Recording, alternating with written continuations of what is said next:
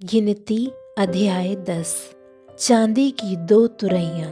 फिर यहोवा ने मूसा से कहा, चांदी की 2 तुरैयां गढ़ के बनाई जाएं, तो उनको मंडली के बुलाने और छावनियों के प्रस्थान करने में काम में लाना। और जब वे दोनों फूंकी जाएं, तब सारी मंडली मिलाप वाले तंबू के द्वार पर तेरे पास इकट्ठी हो जाए। और यदि एक ही तुरही फूंकी जाए, तो प्रधान लोग जो इज़राइल के हजारों के मुख्य पुरुष हैं, तेरे पास इकट्ठे हो जाएं। जब तुम लोग सांस बांधकर फूंको, तो पूरब दिशा की छावनियों का प्रस्थान हो।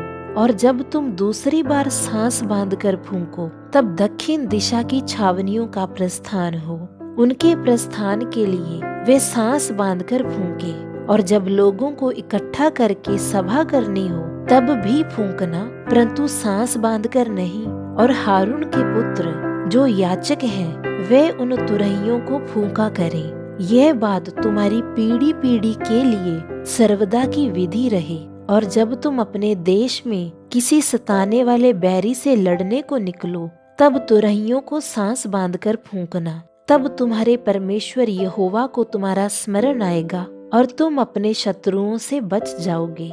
और यदि आनंद के दिन में और नियत पर्वों में और महीनों के आदि में अपने होम बलियों और मेल बलियों के साथ उन तुरहियों को फूंकना, इससे तुम्हारे परमेश्वर को तुम्हारा स्मरण आएगा। मैं तुम्हारा परमेश्वर यहोवा हूँ। इज़राइलियों का सीनै से प्रस्थान। दूसरे वर्ष के दूसरे महीने के 20वें दिन को बादल साक्षी के निवास पर से उठ गया। तब इज़राइली सीनै के जंगल में से निकलकर प्रस्थान करके निकले और बादल परान नाम जंगल में ठहर गया। उनका प्रस्थान यहोवा की उस आज्ञा के अनुसार जो उसने मूसा को दी थी आरंभ हुआ। और सबसे पहले तो यहूदियों की छावनी के झंडे का प्रस्थान हुआ, और वे दल बांधकर चले। और उनका सेनापति अमीनादाब का पुत्र नहशोन था। और ईसाकारियों के गोत्र का सेनापति सुआर का पुत्र नतनेल था। और जबलूनियों के गोत्र का सेनापति हेलोन का पुत्र एलियाब था।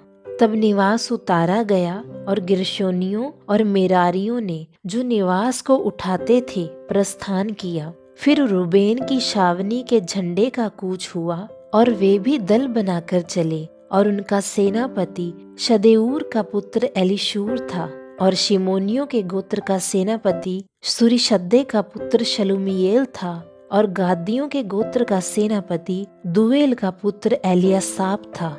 तब कहातियों ने पवित्र वस्तुओं को उठाए हुए प्रस्थान किया, और उनके पहुंचने तक गेर्शोनियों और मेरारियों ने निवास को खड़ा कर दिया। फिर एप्रैमियों की छावनी के झंडे का कूच हुआ, वह भी दल बनाकर चले। और उनका सेनापति अमीहुद का पुत्र एलीशामा था। और मनश्शेइयों के गोत्र का सेनापति पदासूर का पुत्र गमलीएल था। और बिन्यामीनियों के गोत्र का सेनापति गिदोनी का पुत्र अबीदान था। फिर दानियों की छावनी जो सब छावनियों के पीछे थी, उसके झंडे का प्रस्थान हुआ, और वे भी दल बनाकर चले। और उनका सेनापति अमीशद्दै का पुत्र अहीजेर था। और आशेरियों के गोत्र का सेनापति उकरान का पुत्र पजीएल था। और नप्तालियों के गोत्र का सेनापति एनान का पुत्र अहीरा था। इज़राइली इसी प्रकार अपने अपने दलों के अनुसार प्रस्थान करते और आगे बढ़ा करते थे।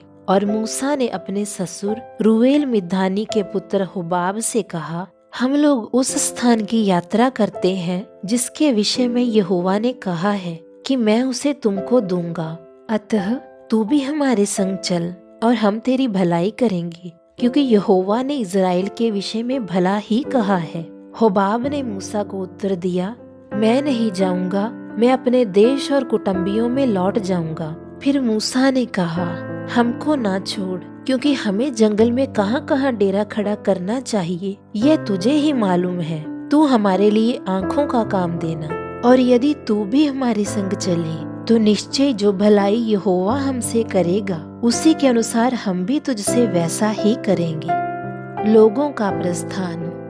फिर इज़राइलियों ने यहोवा के पर्वत से प्रस्थान करके 3 दिन की यात्रा की, और उन 3 दिनों के मार्ग में यहोवा की वाचा का संदूक उनके लिए विश्राम का स्थान ढूंढता हुआ उनके आगे आगे चलता रहा। और जब वे शावनी के स्थान से प्रस्थान करते थे, तब दिन भर यहोवा का बादल उनके ऊपर छाया रहता था।